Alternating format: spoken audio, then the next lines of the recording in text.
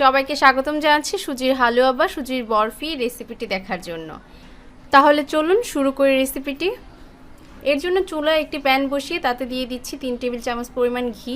চেষ্টা করবেন এখানে ঘিটা দেওয়ার জন্য। ঘিটা দিলে হালুয়া থেকে খুব সুন্দর একটা অ্যারোমা আসবে। আপনারা চাইলে তেল দিয়েও করতে পারেন, তবে ঘি দিলে এর স্বাদটা ভালো আসে।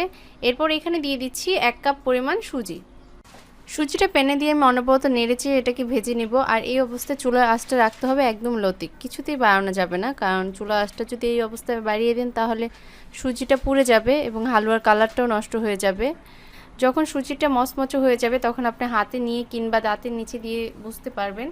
এরপরে এর মাঝে দিয়ে দিচ্ছি 3 কাপ পরিমাণ দুধ। আমি এখানে 1 কাপ সুজির জন্য 3 কাপ পরিমাণ দুধ দিয়েছি।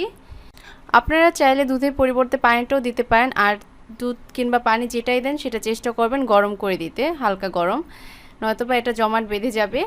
এই পর্যায়ে দিয়ে দিচ্ছি 3টি এলাচ এবং 1টি দারচিনি। আমি এলাচের মুখগুলো ফেটিয়ে দিইনি, তাহলে এর ভেতরের বিচি কিংবা দানাগুলো বের হয়ে যাবে, এটা দাঁতের নিচে পড়লে খেতে একদমই ভালো লাগবে না। আমি এখানে 1 কাপ সুজির জন্য হাফ কাপ পরিমাণ চিনি দিচ্ছি। আপনারা মিষ্টিটা আপনাদের পছন্দ মতো দিয়ে নেবেন।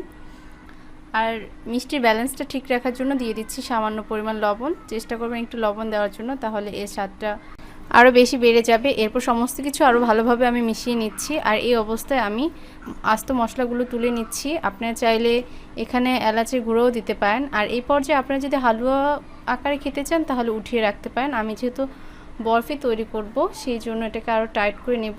আর এখন দিয়ে দিচ্ছি 1 টেবিল চামচ পরিমাণ ঘি। ঘিটা দিয়ে আমি আবারও খুব ভালোভাবে মিশিয়ে নিচ্ছি। আর আপনারা যদি কাজু বাদাম কিংবা কিশমিশ দিতে চান তাহলে এই অবস্থায় দিয়ে দিবেন। আমি যেহেতু পরিবেশনের সময় দিব তাই এখন আর দিচ্ছি না। যখন হালুয়াটা এরকম টাইট হয়ে আসবে এবং প্যান থেকে ছেড়ে দিবে তখন বুঝতে হবে হালুয়াটা হয়ে গেছে।